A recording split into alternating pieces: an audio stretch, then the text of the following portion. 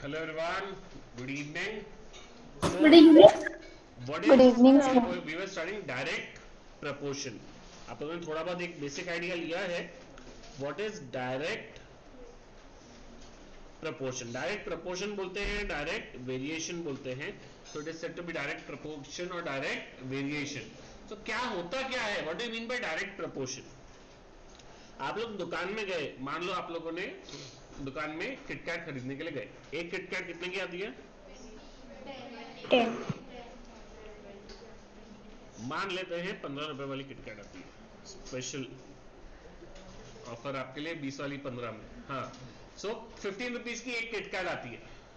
अब आपने बोला नहीं सर, हम हमारा एक में क्या होने वाला है, हमको 4 चॉकलेट चाहिए, 4 किटकैट चाहिए. सो कितने पैसे दिए आपने उसको? 60 rupees. 60 rupees. 60 rupees. किसी ने बोला नहीं सर हमको 4 नहीं चाहिए, हमको तो 8 किटकैट 9 किटकैट चाहिए. 135. 135. 135. जैसे जैसे आपकी नंबर ऑफ चॉकलेट्स इंक्रीज हो रही है,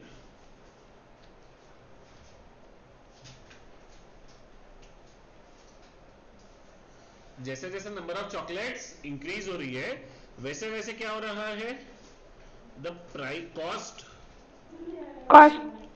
बढ़ रही है. जो पैसे आपके जेब से आपको दे रहे हैं वो अमाउंट भी क्या होता जा रहा है, बढ़ते जा रहा है.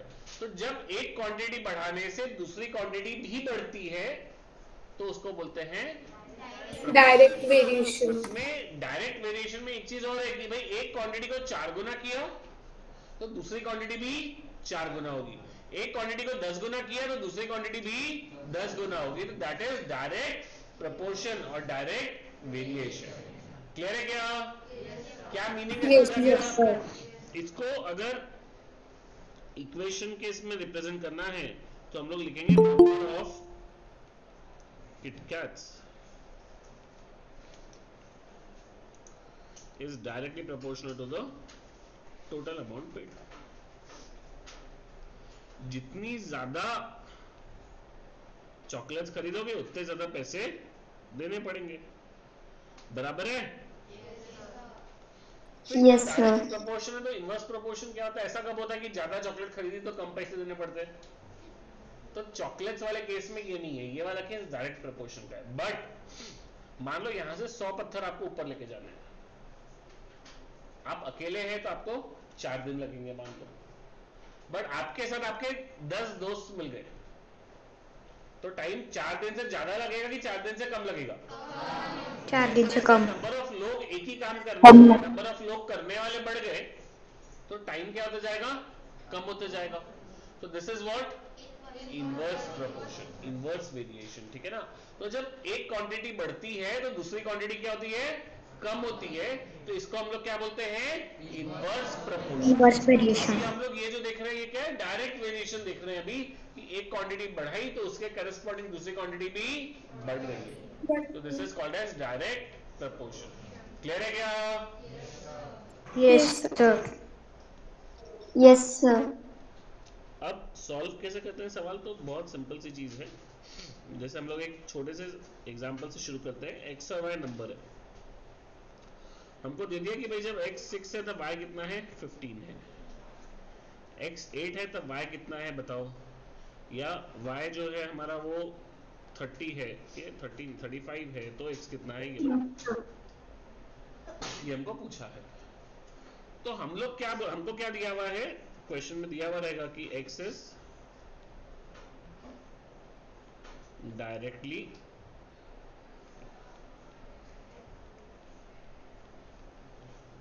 proportional to y. x is directly proportional to y. तो हम लोग क्या बोलेंगे, therefore y is directly proportional to x. ये डायरेक्टली प्रोपोर्शनल है, इस तरीके से रिप्रेजेंट करते हैं. ठीक है? अब कभी भी ये प्रोपोर्शनैलिटी साइन है, इसको हटा के इक्वल टू वाली साइन चाहिए. तो y इज इक्वल टू क्या हो गया, kx. Into x. तो हम क्या करते हैं, इस प्रोपोर्शनल को इक्वल में बदलने के लिए एक k से मल्टीप्लाई कर देते हैं.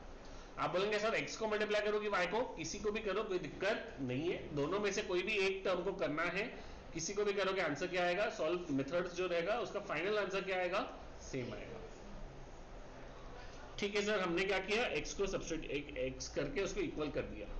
यहां तक किसी को कोई doubt? No sir. No sir.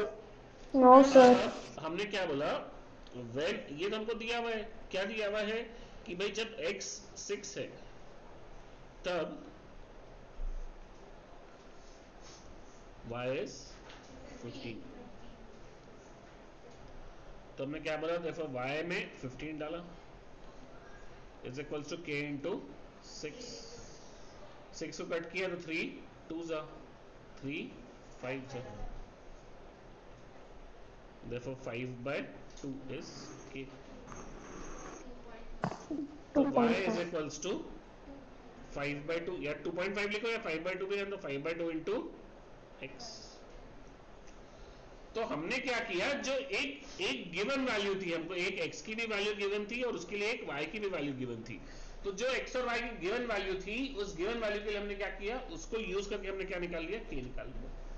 Clear है क्या? अब हमको दिया हुआ है when x is equals to 8,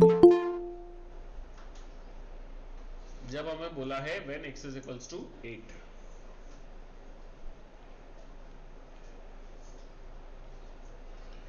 अब हमारी equation y is equals to kx नहीं है, y is equals to 5x/2 है, तो क्या हो जाएगा, y is equals to 5/2 into x is 10,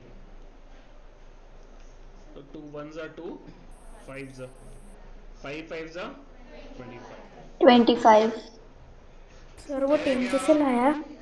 yes sir, आपने x में 8 लिखना अच्छा है। सॉरी यस सर, आपने वही तो 10 कैसे लाया? सॉरी, वो 10 नहीं है, वो 8 ही होना चाहिए, मैंने गलती से 10 लिख दिया उसको, my bad. 2 1s are 2 4s are and 5 4s are will be equals to 20। तो इसका मतलब 20। ये वाला जो क्वेश्चन मार्क है, ये क्वेश्चन मार्क की वैल्यू कितनी आ गई, 20। अब ये क्वेश्चन मार्क निकालना था, यहाँ पे हमको क्या दिया हुआ है कि y is 35, तो हम बोलेंगे when y is equals to 35,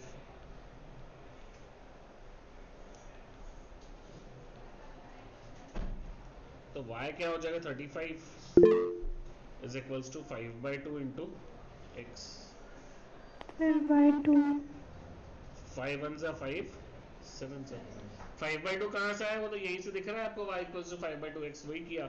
अब इसमें पहले y दिया था तो y डाल दिया, x निकालना है, तो 5 1s are 5 7s are, therefore 7 into 2 is x, therefore x is equals to 14। तो ये हमारी x की वैल्यू 14। क्लियर है क्या? सबको यस सर। Yes sir. अब ये तो मेथड जो है ना थोड़ा टीडियस है, इसको सॉल्व करने के दो अलग अलग और भी तरीके हैं डायरेक्ट वेरिएशन को सॉल्व करने के।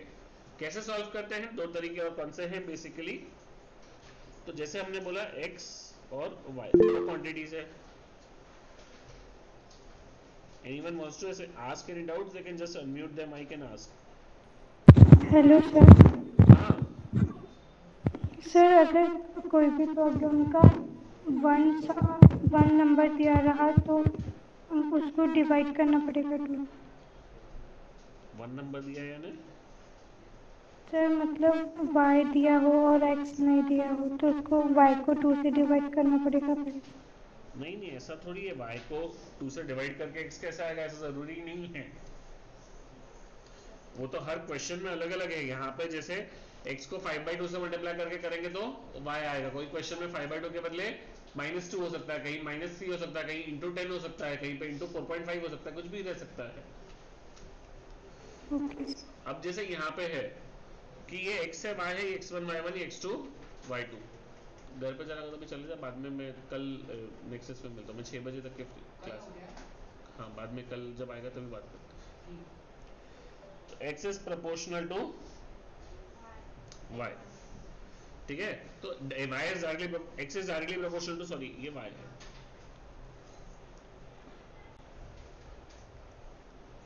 therefore y is proportional to x। तो क्या हो गया, y इज इक्वल्स टू क्या हो गया, प्रोपोर्शनल को इक्वल करने के लिए सबसे पहले क्या किया, k से मल्टीप्लाई। अब ये जो वैल्यूज दी है x1 और y1, so y1 is equals to k into x1, ये x2 है, ये y2 है। वो वाली वैल्यूज यूज किया तो क्या हो गया, y2 is equals to kx। जब दोनों को डिवाइड मारा तो y1 by y2 equals to kx1 by kx2, k और k कट, देखो y1 by y2 equals to x1 by x2। Clear है क्या? सभी को? No sir. क्या हुआ? Sir please can you explain it again? क्या किया, ये वाली इक्वेशन 1 है, ये इक्वेशन 2 है। हमने क्या किया, ये जो दोनों इक्वेशन लिखी है इन दोनों को डिवाइड कर दिया। जैसे y1 इज इक्वल्स टू क्या है, kx1 और y2 is equals to kx2। तो हम पूरी इक्वेशन को डिवाइड कर सकते हैं। जैसे यहाँ पे इन दोनों को डिवाइड कर दिया, यहाँ पे इन दोनों को डिवाइड कर दिया, तो ये हमारी इक्वेशन आ गई। ये एक बार आ गई तो हमने k और k को क्या कर दिया, कट। तो y1 by y2 is equals to x1 by x2। तो इस तरीके से भी हम लोग, जैसे एक एग्जांपल अगर मैं और आपको बताऊं कि सर कौन सी भी मेथड, सर हेलो सर, कौन सी भी मेथड यूज कर सकते हैं, ये वाली और वो वाली? Use any of the two methods. तो अब बेसिकली अगर एक एग्जांपल लेऊं मैं बहुत सिंपल सा, तो 6 4 14 क्वेश्चन। तो बेसिकली इसको सॉल्व करने के लिए क्या करना है हमको, x1 by x2 equals to y1 by y2। तो x की पहले की वैल्यू कितनी है, 6,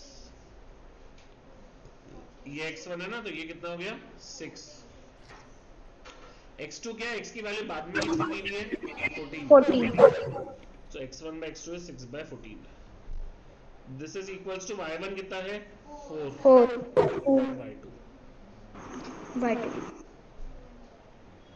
Therefore y2 is equals to 4 into 14 divided by 6। 2 से कट किया, 2 7s are 2, 3s are 7 4s are 28 divided by 3।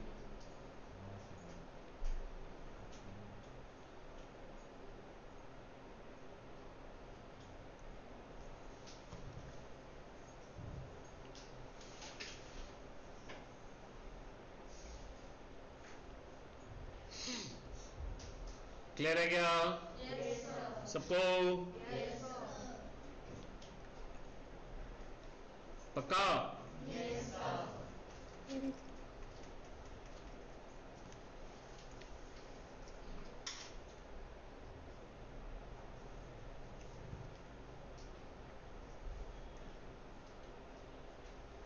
और एक बहुत सिंपल मेथड भी यूज करते हैं हम लोग डायरेक्ट प्रोपोर्शन के लिए। पता है कि भाई ए बी या हम लोग बोलते हैं ना, जैसे 4 चॉकलेट्स फॉर 60 रुपीज, तो 10 chocolates for how many rupees. फिर हम लोग क्या करते हैं, 4 into question mark is equals to 60 into 10। इसको इससे मल्टीप्लाई करते हैं और इसको इससे मल्टीप्लाई करते हैं। तो question mark is 60 into 10 is 600 by 4 which is 150। Clear है क्या? Yes sir. Yes sir.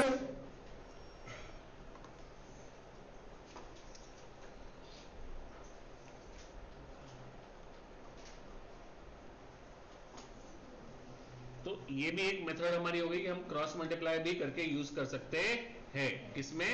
Direct proportion में। क्वेश्चन में कैसे करेंगे डायरेक्ट प्रोपोर्शन में क्रॉस मल्टीप्लाई करके?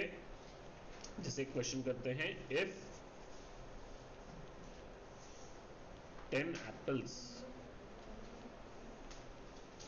cost rupees 23. Find number of apples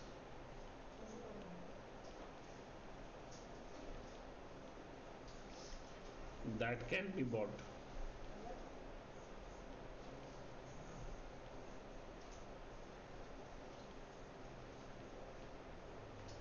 for rupees 47.5. तो क्या है बेसिकली 10 एप्पल्स का कॉस्ट कितना है 23 रुपीज.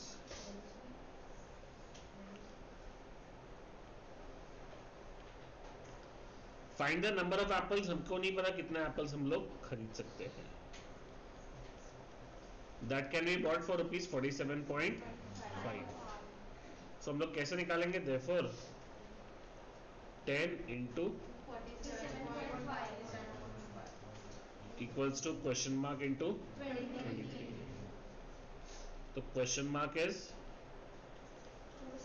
10 into 47.5 divided by 23. अब 10 into 47.5 कितना होता है 475 divided by 23. अब एक्चुअली दोनों क्वांटिटीज को डिवाइड करेंगे तो 23 कितने था 47. कैसे डिवाइड करते हैं डिवीजन आता है ना बताइए 2 जा 46. अरे सॉरी वो वैल्यूज बहुत ही हो जाएगी 47.5 के बदले जस्ट अ स्मॉल करेक्शन. मैंने अभी वैल्यूज लिखी तो कैलकुलेट करके लिखी थी तो मैं गलती से वैल्यू ये कर ली थी. Will make it 57.5. तो थोड़ी कैलकुलेशंस आप लोगों के लिए ठीक हो जाएगी. तो 575 करेंगे तो what will be the reminder 11 5 115.